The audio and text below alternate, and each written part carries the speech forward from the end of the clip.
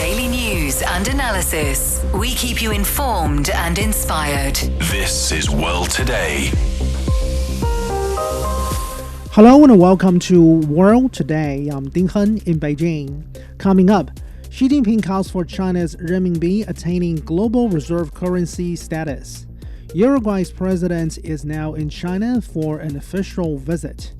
Trump taps Kevin Warsh to chair the Federal Reserve. And OPEC Plus agrees to keep oil output unchanged as Iran tensions boost the prices. To listen to this episode again or to catch up on our previous episodes, you can download our podcast by searching World Today. First up, Chinese President Xi Jinping has published a major article in Qiushi Journal calling for building China into a financial powerhouse. The Chinese leader emphasizes that the goal requires a solid economic foundation and world-class economic, technological, and comprehensive national strength. Xi Jinping says China needs to build a strong currency that can be widely used in international trade, investment, and foreign exchange markets.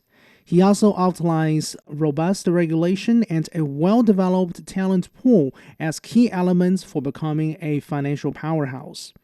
So, for more, joining us now on the line is Dr. Yao Shujie, Chang Kong Professor of Economics with Chongqing University. So, thank you very much for joining us today, Professor Yao.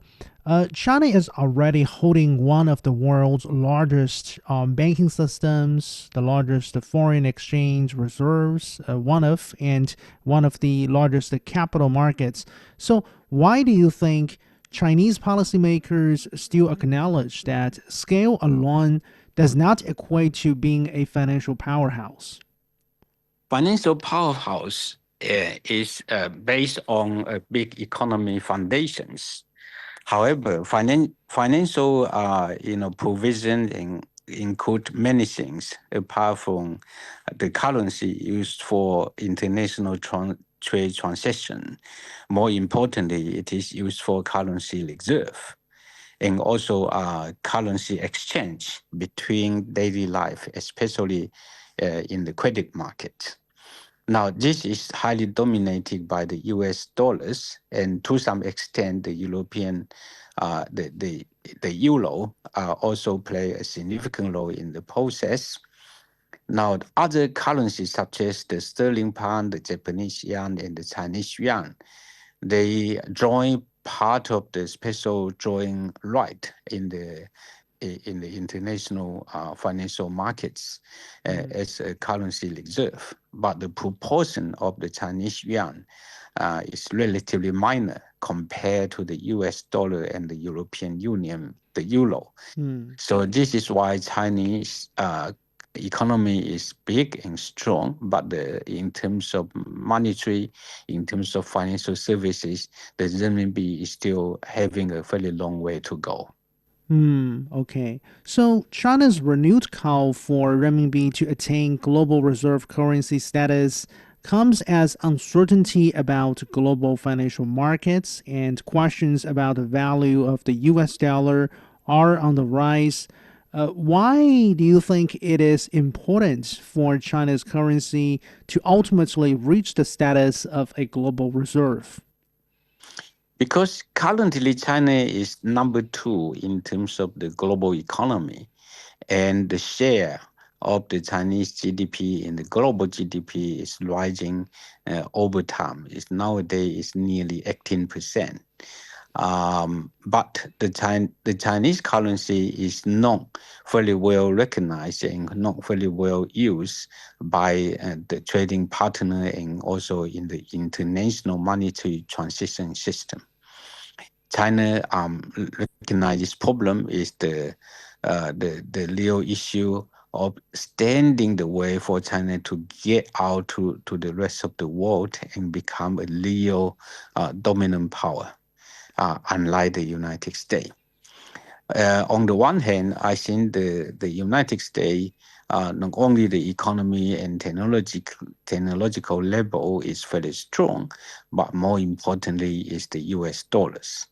And unfortunately, the United States doesn't follow the totally neutral stand of how to utilize the US dollar as an international currency. Time and time again, the U.S. currency is used as a political, judgment for whether you want to print more to contain the other power or having benefit of in the international trading system, particularly in the exchange of currency system. And without having the renminbi really realized as the international hard currency, China would never be able to catch up with the United States in terms of the economy, importance. Because the financial issue is equally important as the strength of the economy itself. So for a bigger economy power to have more influence in the international market and to have more liberalization in terms of protecting the national interests, I think the renminbi sooner or later have to become a hard currency, a well-recognized currency, a world reserve currency by all the other trading partners in the world. And as I say, in order to reach this stage, there are lots of very hard work to be done. You look at the history in the 19th century and also the early 20th century, the sterling pound was highly dominant. But as the economy of the United States become more and more powerful, after the Second World War, especially after the breakdown of the Bretton Woods system, the US dollar just emerged to become the highly dominant international currency up to now. It has been lasting for over, it's almost half a century or even longer. And the US dollar seems to continue to have this dominance. And there's no other currency at the moment which is able to challenge the US dollar at the moment. But as the economy of China is getting stronger, not only in nominal term, it's almost 2/3 of the United States, but in real purchasing power, in terms of real, physical output, China in many ways already outweighs the similar system in the United States. The only thing that China is still not matching with the United States is the currency, is the internalization of the national currency. But as people have been used to use the US dollars rather than other currency, as for a new currency to become as important or anything close to as important to the US dollar, I think China need to do a lot of work. And this reflect in the article published by Xi.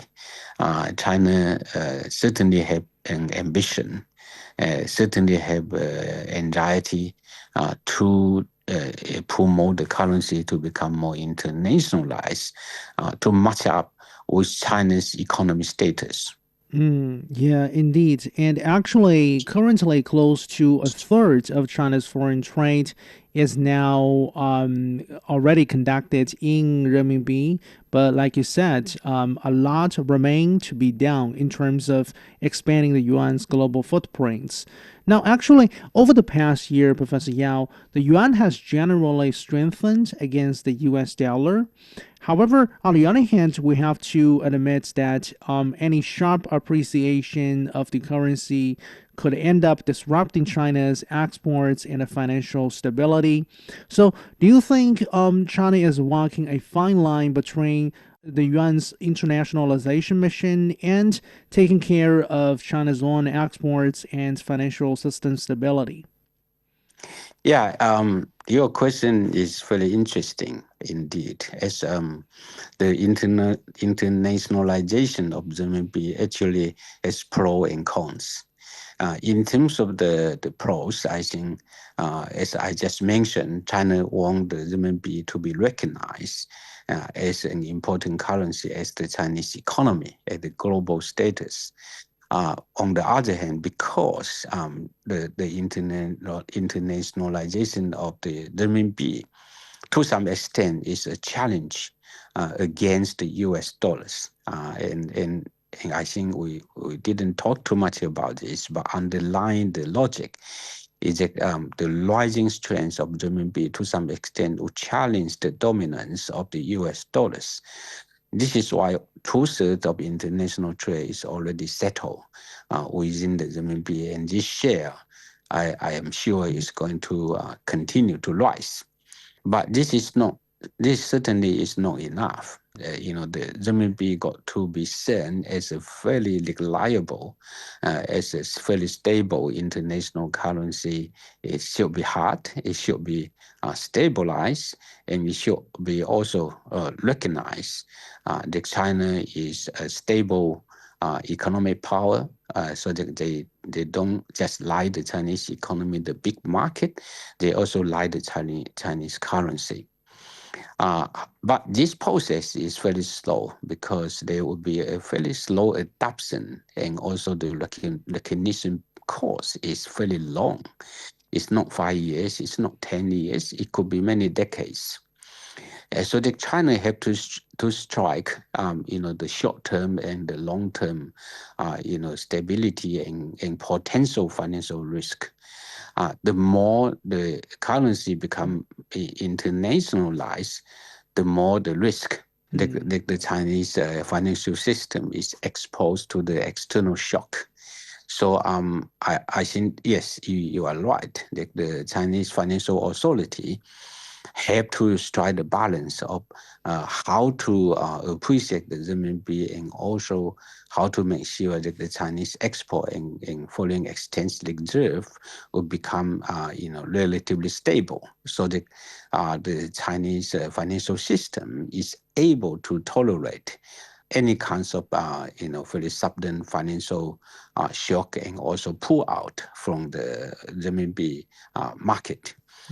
Because this kind of threat could be fairly dangerous, and China need to calculate this kinds of risk far more than the anxiety to make the renminbi internationalize. Okay, so Professor Yao, we noticed on the corporate front, according to some market participants, China's yuan is gaining traction as a go-to fundraising currency for companies that are looking to expand overseas, for Chinese companies, I guess.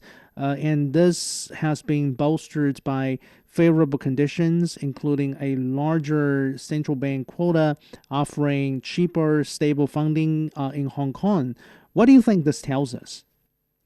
Yes, I think in order to make the renminbi attractive for as investment vehicles, I think the central authority have to make this kinds of offer highly attractive in terms of the cost of borrowing, in terms of the cost of using the renminbi to expand their portfolio, and also to expand the international markets. And this would be a good opportunity for those corporate who are trying to expand their business to extend their scope of services. So this is a win-win situation on the Chinese side. If more people are willing to use this renminbi, I think the renminbi will become more welcome in the international market. And for the corporate side, I think the more they borrow, they may get better benefit in terms of the low cost and also the guarantee for funding. Your point's well taken. Dr. Yao Shujie, Zhang Professor of Economics with Chongqing University. Thank you very much for joining us. Coming up, Uruguay's president is in China for official visit. This is World Today. Stay tuned.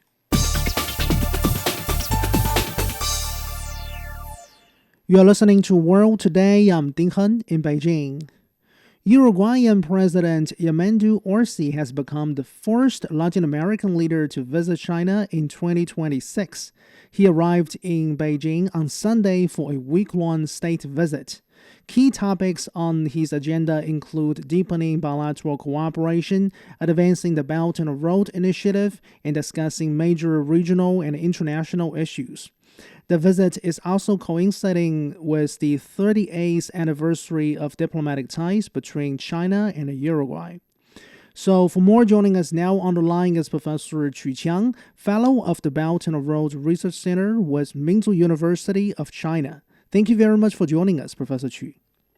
Thank you. So the Uruguayan president has described his trip as a, quote, strategic mission to enhance Uruguay's international standing, attract investment, and promote national development, unquote. How do you understand his wording here? Well, I think this actually is sending a very delicate message to the whole world. This visit is actually a very large delegation with a very long day's range. For example, they got 150 people to come within this delegation, more than 80 people last time was the last presidency. And also the whole visit actually lasts for 7 days. You see, this is actually such a tough visit, usually won't be that long, stay 1 week in another nation. So it actually shows many meanings in here. For example, when he means strategic, actually he means, well, this visit is not just looking at the short-term, economic cooperation or just one or two, like the big projects. It's not for short. It's actually looking for the long-term development and international position of the world. And also, when he means a global standing, actually he means, Uruguay is actually a middle-sized, a strong country in Latin America. But they need to be seen more internationally, especially against the current backdrop when America is trying to build a Monroeism in Latin America, try to build Latin America as its backyard.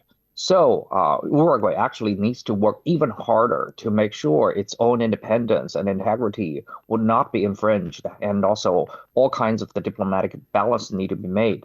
And also he says something about creating opportunities. That means from his bottom of heart and really want to shift the Uruguay's economy from traditional economy like agriculture, plantation, and traditional trade, transforming towards the high technology, green, renewable energy, digital information, and e-commerce, and etc.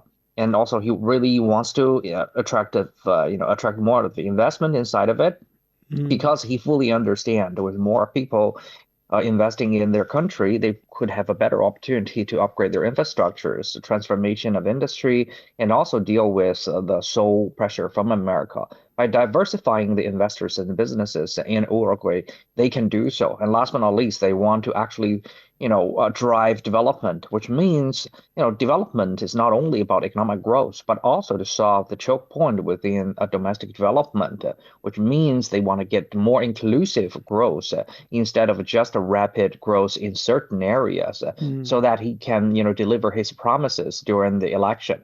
Okay, so China has been Uruguay's largest trading partner for more than a decade, accounting for roughly a quarter of the country's exports.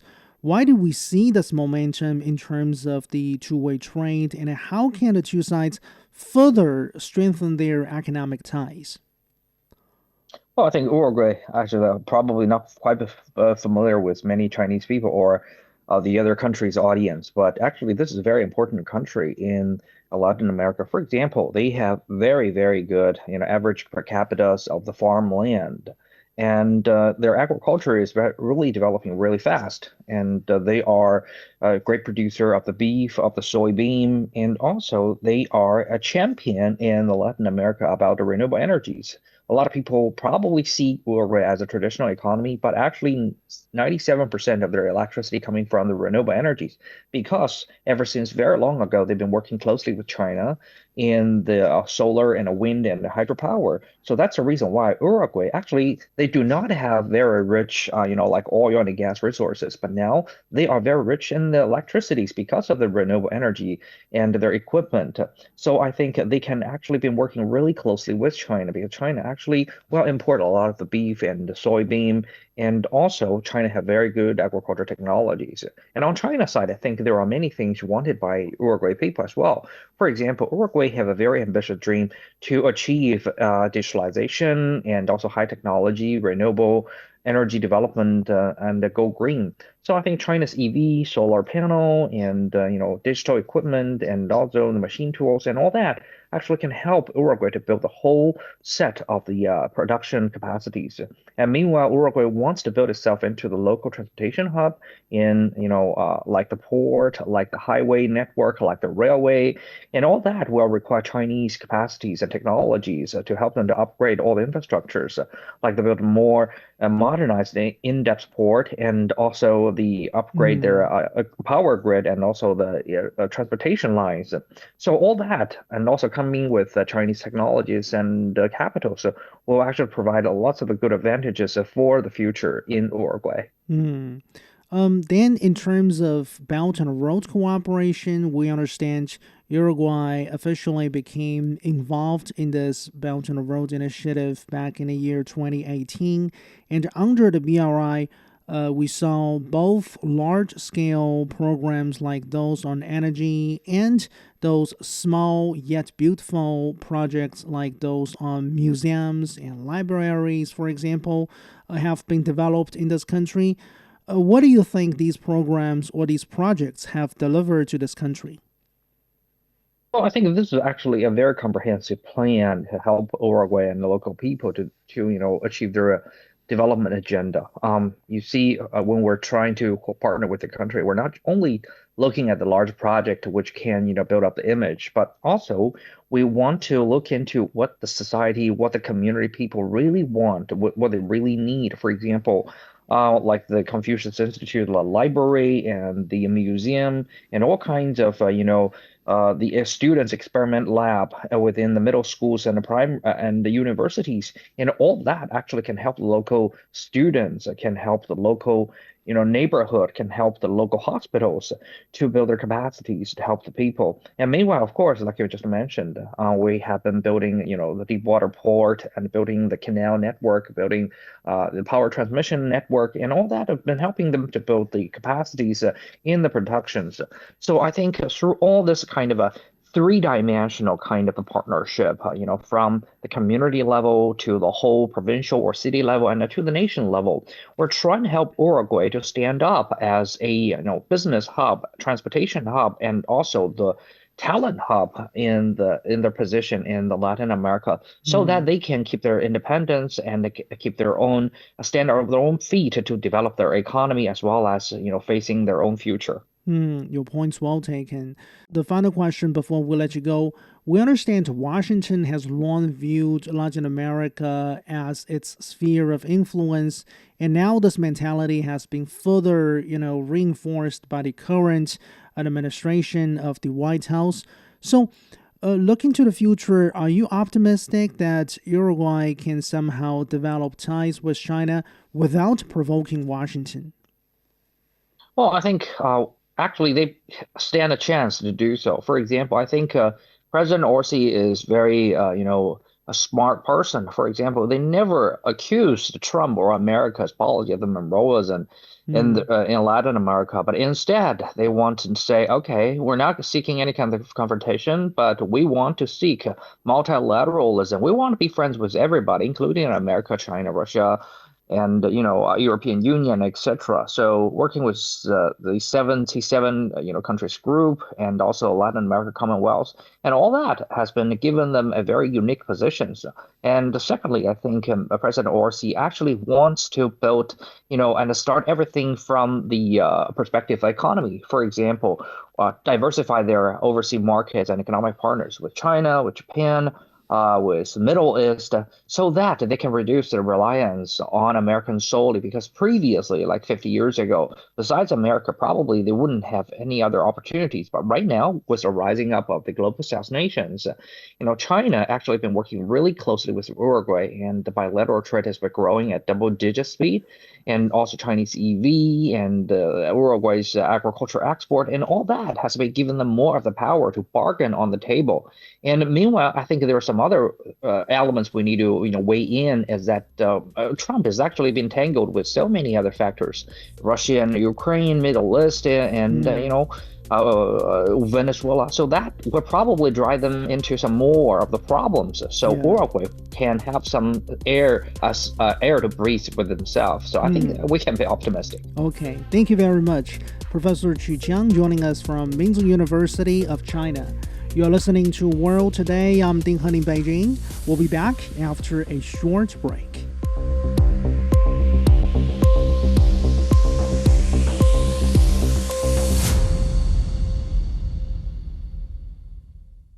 You're back with World Today. I'm Ding Hen in Beijing. President Donald Trump has nominated Kevin Warsh to be the next chair of the U.S. Federal Reserve. Warsh is a former Federal Reserve governor appointed by Republican President George W. Bush in 2006. He served through the year 2011, a tenure that included the 2008 global financial crisis. Trump announced his nomination in a social media post, praising the experience and judgment of Warsh. If confirmed by the Senate of the United States, Warsh would succeed Jerome Powell, whose tenure will end in this coming May. So for more, my colleague Zhao Yang spoke with Dr. Yan Liang, professor of economics with Willamette University. So actually Kevin Warsh would be the next chair of the Federal Reserve if confirmed by the Senate. So first tell us, who is Kevin Warsh and what does his background tell us about how he might run the central bank? Well, Kevin Warsh, he's currently 55 years old. He joined the Federal Board of Governors in 2006 at the age of 35, who is basically the youngest member of the Federal Reserve Board. So he was also served as the National Economic Council at the George W. Bush's administration. So he served at the Fed from 2006 to 2011. So as you can tell, that he oversaw the 2008-2009 global financial crisis. So he helped the then chair Bernard Bernanke to engineer bailout of the Wall Street. So it's notable that even in Trump's first term in 2017, Trump apparently wanted to also nominate Warsh to be the Fed chair. But at that time, the then Treasury Secretary Timothy Geithner actually convinced or persuaded President Donald Trump in his first term to nominate Jay Powell as the Fed chair. So in a way, it's not a surprise that Warsh is being nominated. But what is also notable is that Warsh did have a lot of experiences when it comes to his connection with the Wall Street, and also serving in administration as well as in academics, because after he finished his term in the Federal Reserve Board, he joined the academics at the Hoover Institute and also as a lecturer in Stanford University. And we can talk about his sort of track record, the fact that he has experienced financial crises, and he has been hawkish in terms of restricting the Fed's balance sheet's expansion. There's some sort of relief that he was actually picked as the Fed chair. And as you mentioned, Warsh served on the Fed's board during the 2008 financial crisis. So how might that experience shape his approach today to inflation control, the financial stability, and the timing of interest rate cuts? Right. So this is, again, quite controversial. So you look at his past track record, he was actually opposing the expansion of Federal Reserve's balance sheets, or to use ultra, expansionary monetary policy to engineer bailout or to fix, the financial sector and to expand the economy. So he earned the name of being a hawkish Federal Reserve governor, in the sense that, again, he opposes the expansion of Federal Reserve's balance sheets to provide ample liquidity to the market. So that's why, again, some market analysts were quite happy that he's probably going to be more, in a way, hawkish and will not have the ultra sort of loose monetary policy, because he, again, opposed the kind of expansionary monetary policy, the ultra loose monetary policy to sort of save the economy. But that said, I think in recent years and even just recent months, for example, last November, he actually published some essay that talked about inflation is a choice, in the sense that now the US economy has had this AI boom, which will help to boost productivity, and therefore that would put a sort of a natural curb on inflation. And he also believed that tariffs impact on inflation should not be overstated. So in a sense, he kind of believes that the Federal Reserve does not need to keep the interest rate unnecessarily high in order to fight inflation. So in that sense, I think, that's probably one of the reasons that Donald Trump is happy to pick him as a Fed chair, because it seems that he will, in a way, implement policies that would favor Donald Trump's sort of interest, right, which is to lower the interest rate. So again, I think, the verdict is still out, even though he does have a record of being a hawkish, Fed governor. But again, in recent months, it seems that he is quite actually keen on lowering the interest rates. And the Federal Reserve has suggested that the tariff-related inflation pressures could get to peak by mid this year. So do you agree with that? And what assumptions does it depend on? Yeah, so I think the Federal Reserve's own research oftentimes, show that these kinds of tariff impact would be a one-time shock on prices. And I think Jay Powell also talked about it. And the estimate, as you mentioned, is that the inflation will peak by mid-2026. But that said, I think there's still quite a few uncertainties when it comes to the tariff impact on prices. So for one is, as we know, that Donald Trump is being very unpredictable.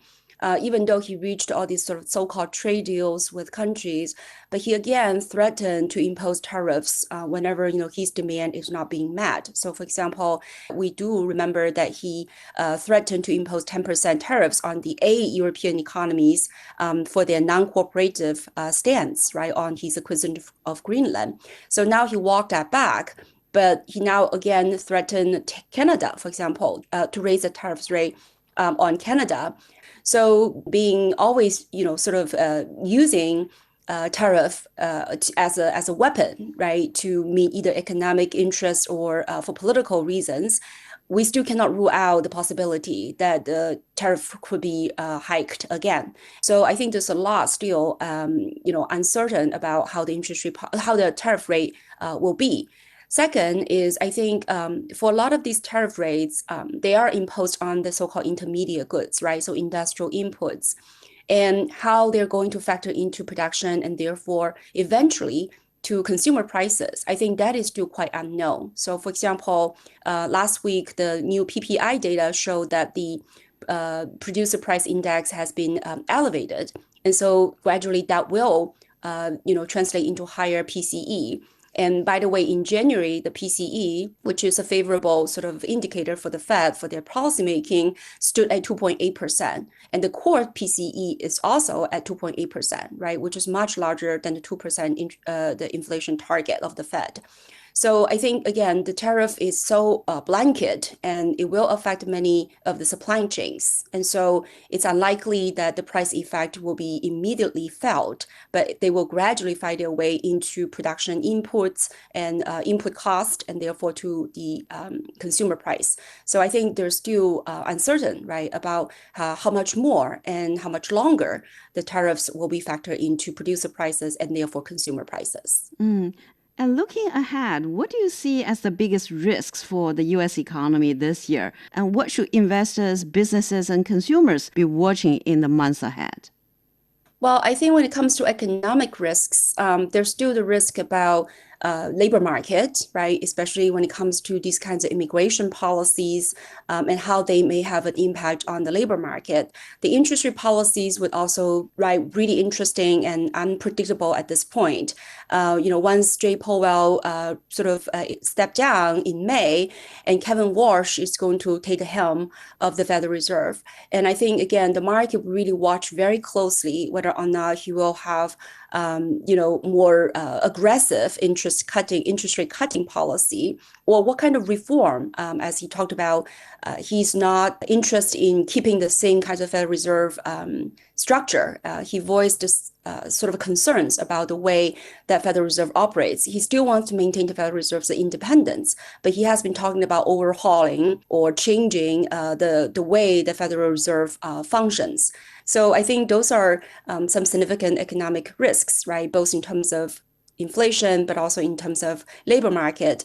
There are, of course, also concerns about whether or not the AI capex will continue on, especially whether or not that would create some kind of disruption in the stock market, because we know the stock market and the U.S. economy right now are largely driven by the AI, capex.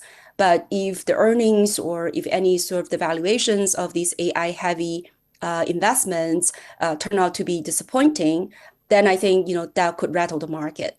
One more thing to add is, I think, again, tariffs, right? That is still quite unknown and uncertain as far as the economic risks is concerned.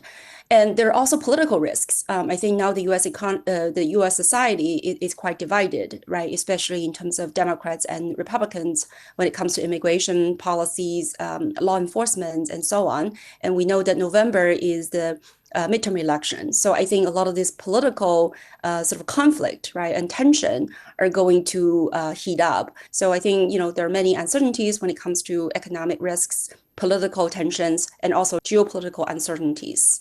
Professor Yan Liang was Willamette University, talking with my colleague Zhao Yang. You are listening to World Today. Stay tuned.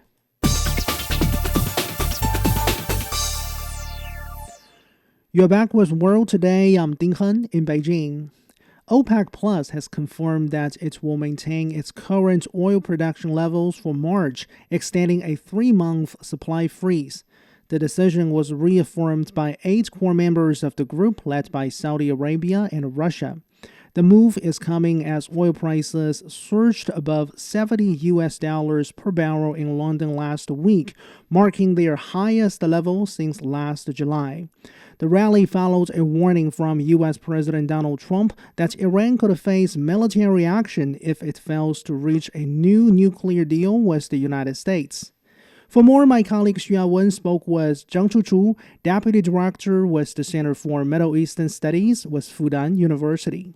Dr. Zhang, the OPEC Plus has decided to keep oil production unchanged for March, even as U.S.-Iran tensions remain highly uncertain.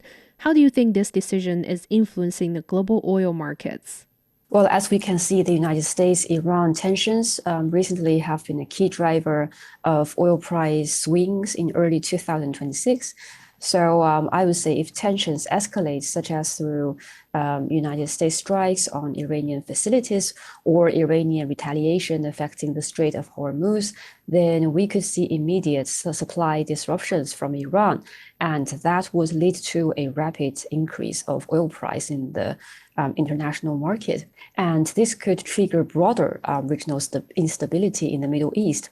For instance, it could impact exports from the Gulf states and also leads to higher volatility, insurance premiums for tankers, and also potential global inflation from elevated energy costs. And conversely, if tensions between the United States and Iran ease via a new deal or there is a de-escalation in the future, then prices could stabilize and that would reduce geopolitical risk premiums. President Trump says Iran is seriously talking with the U.S. and hopes for a nuclear deal, while Iran's Supreme Leader Khamenei warns a U.S. attack could trigger a regional war. What's your assessment of this current trajectory of U.S.-Iran relations, and do you think there is a realistic path to de-escalation, or is the risk of further military confrontation inevitable? Well, from my own observation, the United States-Iran relations remain highly tense, but as you said, there are glimmers of diplomatic potential. So currently, Trump has repeatedly expressed optimism about a deal, noting ongoing talks and deploying military assets as leverage. Also, Donald Trump's mixed signals suggest that escalation could be avoided if talks yield an agreement. However, right now, the problem is that the United States is making high demands on Iran, such as requiring 100% denuclearization, abandoning the development of missiles with a range exceeding 500 kilometers, and relinquishing support for Middle Eastern resistance forces, including Hezbollah, Houthi rebels, etc. So if the Iranian government agrees, then it could jeopardize its own ruling foundation and legitimacy to a certain extent. Furthermore, right now, the lack of mutual trust between the United States and Iran means that negotiations still face significant challenges. While OPEC Plus keeps output stable, additional supply from Venezuela, largely from inventories, and also supply disruptions in Kazakhstan and rising output from non-OPEC Plus producers such as US and Brazil. Together, these factors are shaping global energy markets. And given IEA's forecast of a potential oversupply later this year, how will these additional supplies affect the global oil prices? Well, indeed, these are very important signals and trends. So currently, I think the OPEC Plus decision to maintain unchanged output for March 2026, which extends a pause on planned increase, actually could provide short-term stability amid uncertainty in the international oil market at the moment. And that would help prevent a sharper price drop in a seasonally weak demand period. And this sort of cautious approach of the OPEC Plus supports prices by avoiding added supply during the United States-Iran volatility. And that could contribute to Brent nearing highs since August before a recent dip. However, I think these kind of trends have not fully offset broader surplus risks. Let's zoom in to Saudi Arabia, which plays a very important role in the OPEC bloc. So Saudi Arabia faces trade-offs with the current output freeze. Higher production boosted its economy last year, but price drops forced spending cuts. While in the United States, Trump administration is sensitive to oil prices ahead of midterm elections. So to what extent are Saudi Arabia's economic trade-offs and U.S. domestic political pressure influencing OPEC Plus policy? Well, right. I think these are all very important variables that could somehow influence the market and also the OPEC Plus policies. If we look at the United States, currently, actually, on the one hand, Donald Trump, while he promotes the development of renewable energies, at the same time, he also wants to compete with the other oil importers. And that is why right now, if we look at his geopolitical strategy, he's trying to control more of the international oil market. That is what he's going to do. So as right now, he's trying to invest more in the energy sector in Venezuela, for example. This sort of policies could also kind of like have an impact to reduce the oil price in the long term. So will Trump's sensitivity to oil prices push Washington toward a more conciliatory approach with Iran?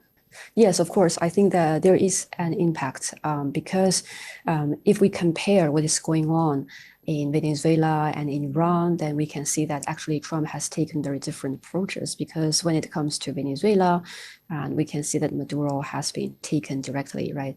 While when it comes to Iran, you can see that so far, actually Donald Trump has claimed many times that he would try to attack Iran, but so far he has not started the movement. And I think one of the critical concerns of him is that he's kind of like concerned with the potential impact of oil prices if tensions keep escalating, especially as we know, if Iran disrupts the Hormuz the Strait of Hormuz, then that would influence the oil price in the market.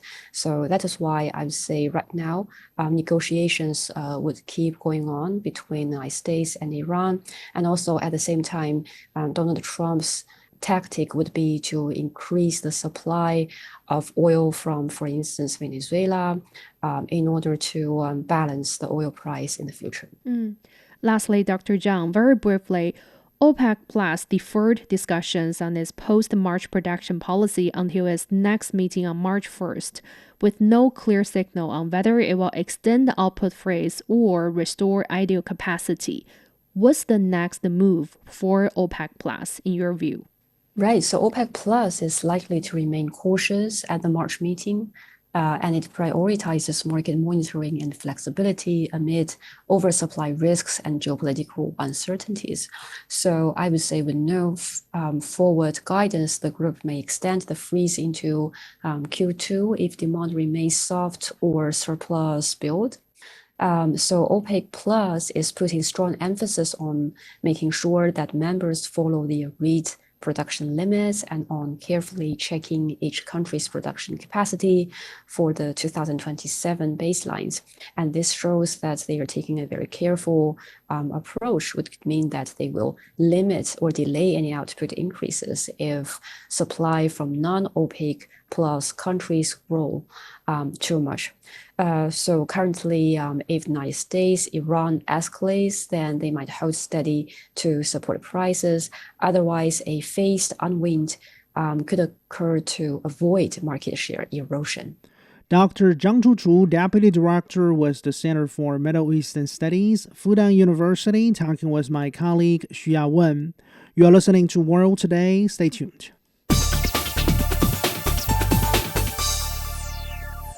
Welcome back. You're listening to World Today. China's annual Spring Festival travel rush began on Monday. The number of intra-regional trips is expected to hit a record 9.5 billion in a period of some 40 days. Authorities say private cars will dominate travel, accounting for about 80% of journeys. Railway passenger numbers are forecast at 540 million, and civil aviation is expected to handle 95 million trips, both setting new records. The Spring Festival, or Chinese New Year, will fall on February the 17th with a 9-day holiday. So joining us now on the line is Chen Jiahe, Chief Investment Officer of Novum Aki Technologies. Thank you very much for joining us. Well, thank you for having me. So first of all, Jiahe, why do you think we are expecting the number of travels to set a new high for this year's travel rush? And what do you make of the potential challenges that China or Chinese authorities will need to overcome in handling such a large scale of human migration? Well, behind this rising of travel rush is basically because China's economy has been growing stably in the past many years. We can see that with the growing of the economy, Chinese people are having more time to spend, more holidays to spend, more income to spend on trips. They have more vehicles, so they have much more intention to travel either back home to reunion with their families during the Spring Festival, or many people are now going out for traveling during this long holiday that will last almost 10 days. So this is basically, if you look at China's economy, we are growing at about 5% every year. And the income of people is growing at approximately the same speed because China is containing the inflation to a very low level. So that means income is also growing at about 5%. So people have more money and they just travel more. In order to overcome the problems that we might have in the future because of this rising of people who are traveling, is that China has to keep on building better and better infrastructure. We need better highways, we need better railroad, we need more airports, all these kinds of things. And if you look at the annual reports of listed companies, all these things are under construction. Okay, so there is still a big room for infrastructure upgrading, to summarize what you said. So can we see this expected increase in terms of travels during this particular period as a signal regarding consumer confidence recovery in China? Why or why not? Yes, definitely. It tells us that the consumer's confidence is rising because, if people don't have money, look at what happened back almost 100 years ago in the United States when they had the Great Depression. People don't travel quite too much. If you are expecting that I'm not going to have a lot of income or I'm going to have be unemployed in the future, people will not travel in that case. They will stay at their home. They try to find their jobs. They find more jobs, earning more income. That's a priority if the consumers don't have that much confidence. But when they are having the confidence, they will say, okay, well, I will take more holidays. I don't want to work overtime. I want to go out and spend money. So that's why you see the traveling data is increasing. So, by the way, why do you think private cars will account for some 80% of the journeys? And what do you think this tells us about China's auto market on one hand, and on a bigger scale, China's broader economy? Well, if we look at this, it really tells us that China's economy has been growing quite a lot in the past few decades. I mean, China is currently having, I think it's almost 400 million cars. So quite many Chinese people are owning cars. I mean, almost every family in large cities are capable of owning cars. Some of them don't buy it, but there are so many cars in China's cities. So when people are traveling out, especially during the Spring Festival, where you have so many people traveling, it's not that easy for you to book the railroad ticket because there are just too many people on the high-speed railroad, which takes you just about 4 hours to travel from Beijing to Shanghai. So if you can't get the ticket because everyone is traveling, then the most reliable thing that is available is your own car. So when Chinese people are owning so many cars, well, you just see all these cars are running on the road during the Spring Festival. It's actually posing some challenges to the highway as well. Also the gas stations, and this really tells you a very large increase of China's auto markets and this industry. If you look at China's new energy vehicles, we are currently producing the world's best new energy vehicles at probably the largest scale as well. It's very good quality, very low price, and very reliable. So, in other words, can we put it this way? China's auto market is already highly saturated. Do you see a room for future growth? Yeah, definitely. I mean, some people just say, okay, China is producing about 30 million cars every year. You're just producing too much. That's not the right thing, because if we look at China's population, that's a huge amount of population. Yes, China is producing tens of millions of cars every year, but that's produced by a country that having 1.4 billion people. So that's a very different thing. That's why you have a long future for China's auto market. Also, another very important thing is that China's auto market is currently under a transformation from the traditional cars to more and more new energy vehicles, more and more auto driving, high-tech equipped with all these new vehicles. So it's actually, if you buy a car now, compare this car with about 5 or 10 years ago, you will find that the car that you can buy today with the same price will be very different from what you can get 10 years ago. So it's much more technology. So Chinese people are actually using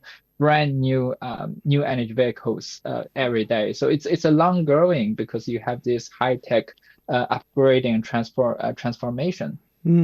So lastly, and very briefly, last month, Chinese authorities launched an antitrust probe into Trip.com, this dominant online travel services provider. So at a time when we see a booming traveling market in China, what do you make of the necessity of fixing those problems in this market?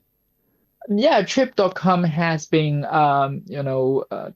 has been claimed to be a monopoly, and that's why it got authorities digging into it. And it's almost certain that they will get a fine. I mean, the only question is that how large this penalty will be, but it will probably be billions. It will be a very large ticket setting to them, because it's been a story, in the industry saying that Trip.com is not treating its customers well, and these kind of things. So this tells us a very important thing is that China's government is really anti-monopoly in almost all corners of the economy, because we know if we want to have a very competitive economy, a very competitive and efficient market. Your point's well taken, but our time is limited. I'm very sorry. But thank you very much for joining us. Chen Jiahe, Chief Investment Officer with Novan Technologies. You are listening to World Today. I'm Ding Han in Beijing. Bye for now.